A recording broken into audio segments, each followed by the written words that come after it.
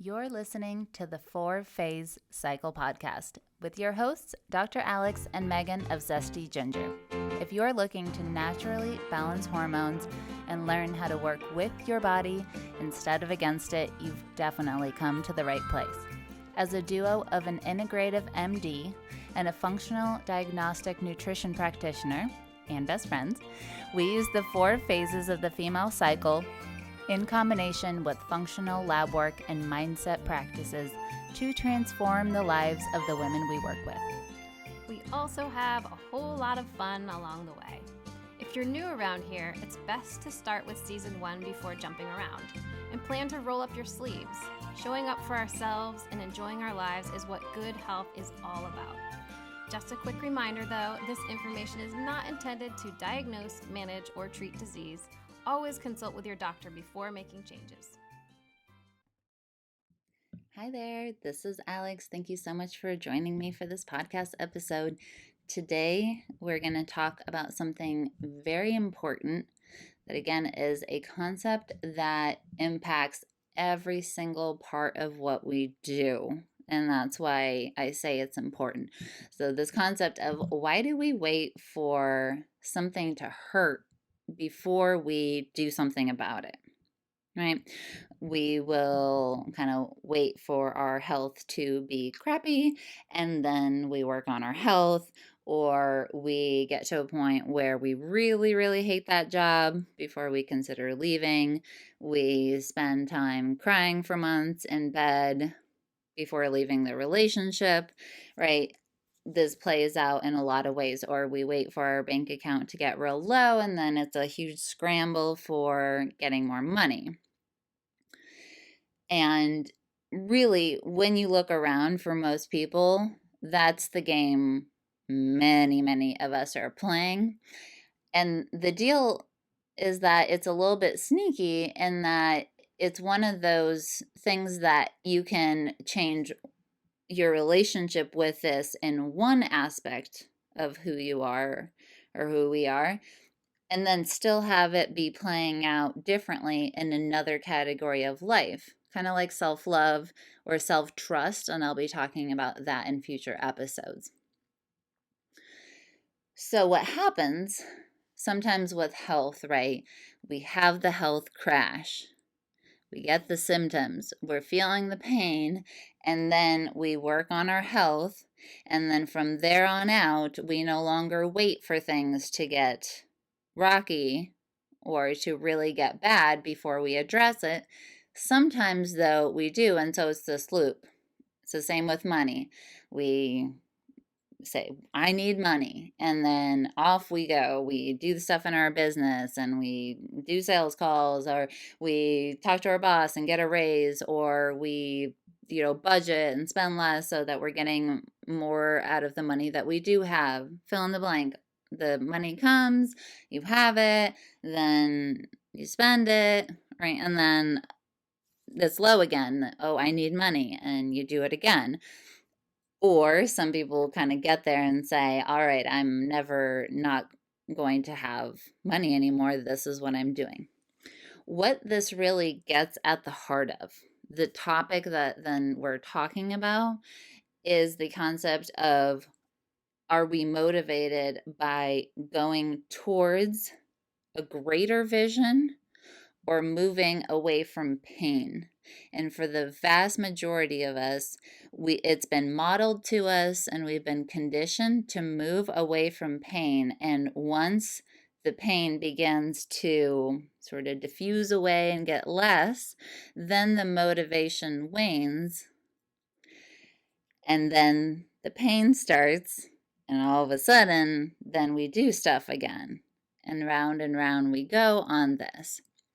And so the reason this came up in my own life now is because I had this even with health, right? So this is why I'm going to sort of explain why just because you work on something globally, even in an area or in multiple areas of life, there can be sneaky little ways that this plays a role. And so this was the story. So I started feeling like I was having right shoulder pain. And it was after doing some moving stuff and traveling and sleeping with, different pillows, different bed, and all that stuff. And I started having shoulder and neck pain. And it kind of got worse. And I was doing my usual sort of upkeep stuff. And I realized as the pain started to not just be kind of a nagging thing, but like it was really starting to bother me. And I was noticing that I was changing how I was moving or how I was lifting things as a response. And then I thought, well, I really should stretch.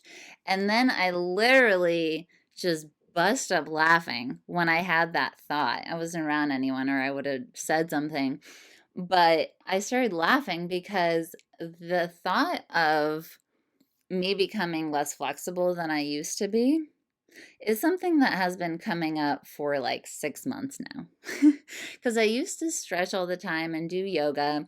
And then as I went through seasons of focusing on different things. Obviously, as you know, if you've been around for a little while, Megan and I have really been addressing emotions, mindset, beliefs. There's lots of stuff to focus on. And because we are see ourselves as teachers in this lifetime, and the things that we are learning we share and all of that, it's very important to us to branch into these new avenues and to pick up as much as we can and share it with everyone else. And so it wasn't a problem that I got away from stretching, because sometimes that happens and you pick and choose what's important, and at that time that's what was happening for me. And then as time went on, I started getting the inkling of like, hey, but don't let it go too far. And I wasn't listening, is the thing. So then what happened was that I started having the shoulder pain and the neck pain, and I thought to stretch. I had this whole realization. I went to stretch. Lo and behold, I realized there was a whole, right shoulder was obviously really tight, but then of course it played out to my left hip and my left lower back and into my right calf and right foot, right? So and that's not kind of an accident how that happens, right? A lot of times there's crossover when the things happen. I realized there was so much that I had not been listening to the cues for. There were multiple areas that, to be honest, though I don't know exactly, I don't have that crystal ball kind of thing, but those things were likely there already. And then that was I needed the triggers of sleeping on a different bed and having a different pillow and all of that, of course, but really the setup was there, and the invitation to address those things were there, like my lower back, like my calves and my feet. If you don't totally understand sort of how the body is put together from like a biomechanical standpoint, Katie Bowman, Bowman, her website and her social media is called Nutritious Movement. It's fascinating stuff, but all of those things I had already had the invitation internally to begin to address, but I wasn't having any pain there, and so I kept putting it off. And then once the pain came, I realized all of that, and I've been stretching and releasing everything, and now my shoulder pain and neck pain is gone again. So it didn't really even take that far, right? It didn't take that much, and it wasn't that hard to address. And this totally could have prevented it if I had just listened to my internal cues as they came up in the first place. Now, this isn't a story, though, about how it plays out. For me, what I'm wanting you to see is how does this play out, likely time and time again for you? Where are the areas of life that keep you keep choosing to wait for the pain to hit before making it a priority? And making the switch, that's the hard part, because waiting for the pain to hit is really, it's the same as having a relationship where you just coast and kind of, don't address things, don't have it come up, and just hope that nothing big hits. So then you don't have to address it all, right? But most of the time it does, and then you have to pay the piper. And it's kind of the same thing there, right? We have the choice to say, I can coast because it feels easy. And you've probably been in relationships where you do kind of coast and it feels pretty easy, except for if it's not authentic, something's got to give at some point, right? And it's the same thing there. It feels easy to wait for the pain and then deal with it. However, then you're stuck in these up and down loops of needing to hit the pain, working your butt off to get away from it, and then having it come back, and up and down we go. And that is hard.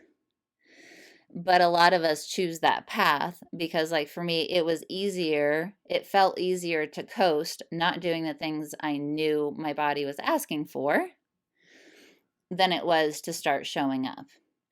And showing up, though, then, while the switch is hard because it's something that we haven't done that way, we haven't lived from, I treat my body, I give it what it needs in a timely manner when it asks, or I use this is the last time I'm hitting this rock bottom with my money or with this relationship or whatever it is, right? And saying, what do I want instead? And then fighting for that. So that was a recent podcast episode. If you haven't heard, please go back and listen to that. That is the choice. Now, that is taking those steps is a day by day thing, because moving towards a greater vision requires making the choice every day, whether it's a good day, it's a bad day, things are working out for us, things don't look like they're lining up for us. It doesn't matter. The choice then is to systematically move in that direction. So let me give you an example that if you are a mother or a caretaker, right?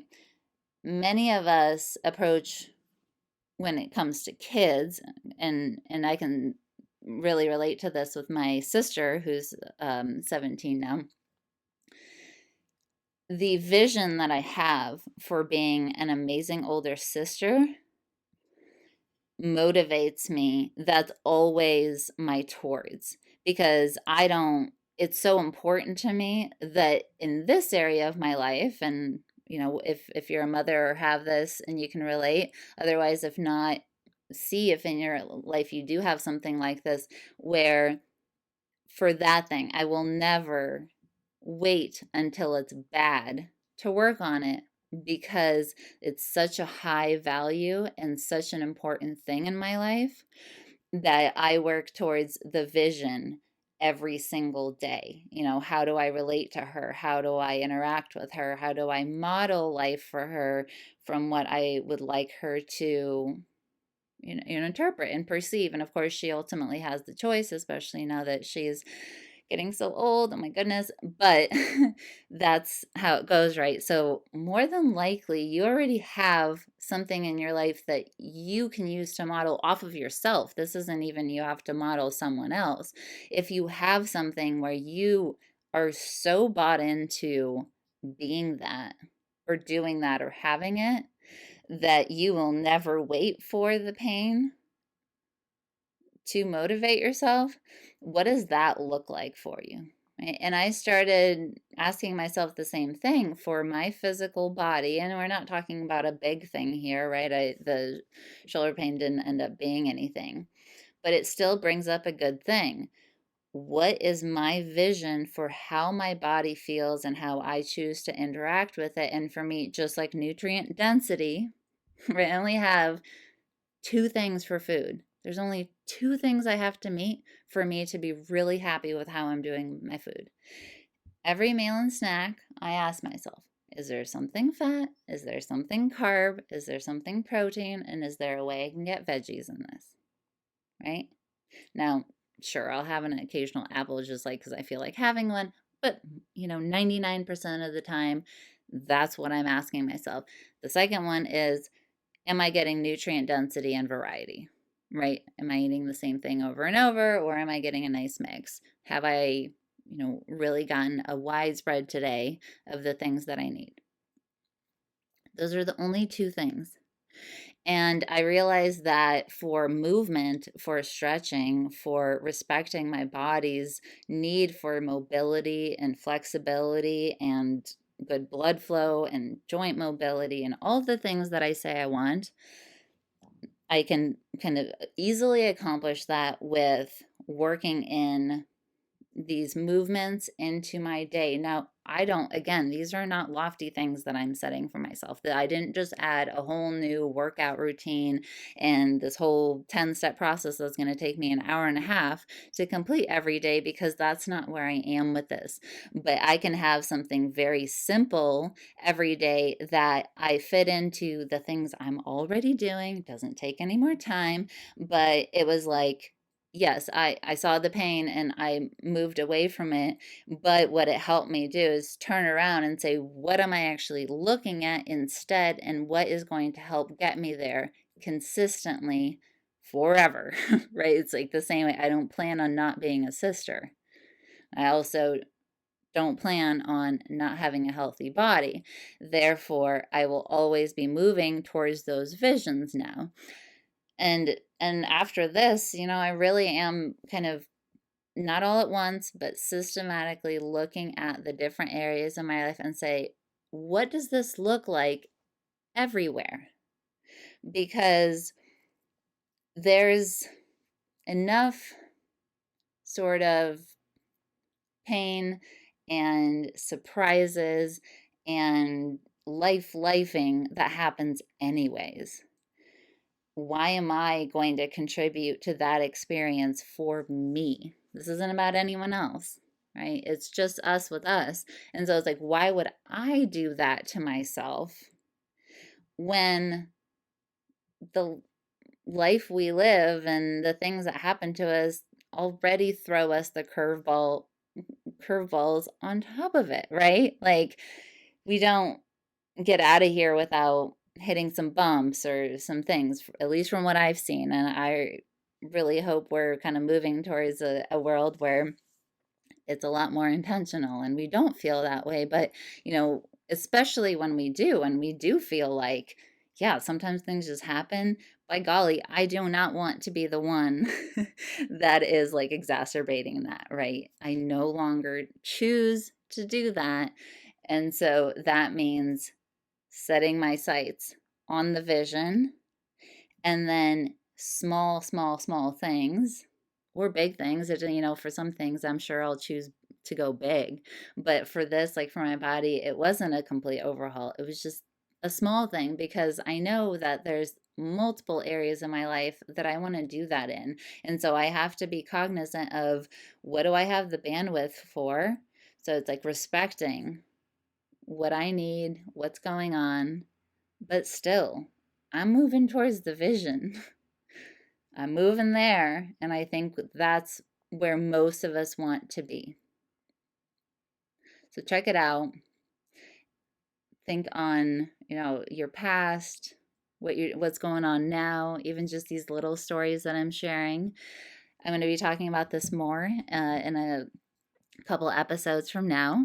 But in the meantime, I'd love to hear from you and hear what your examples are, kind of when you've had this realization and what it looks like for you to move forward. So let me know. Thanks again for listening. Thank you so much for those of you who have left a review. We are coming up to 1 million downloads on the podcast, and if it wasn't for you all sharing, for tagging us in your stories when you screenshot this, for telling your friends about it, for leaving reviews, it helps us get the word out so much. So please know that it means a great deal to us, and we are very, very, very appreciative when you do that. Thank you, and we do read every single review, so we appreciate it. All right, lots of love. I'll catch you on the next episode. Thanks for coming out to hang with us on the podcast. It is our goal to transform the way women are treated in healthcare And we need your help. We need your help to get the word out. We have a lofty goal of 1 million downloads. And we know that as this podcast grows, we're going to be able to reach more women, get more amazing speakers for you, and bring the most cutting edge information.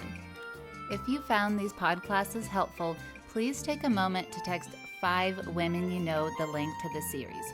We appreciate your help so much. Can't wait to see you next time.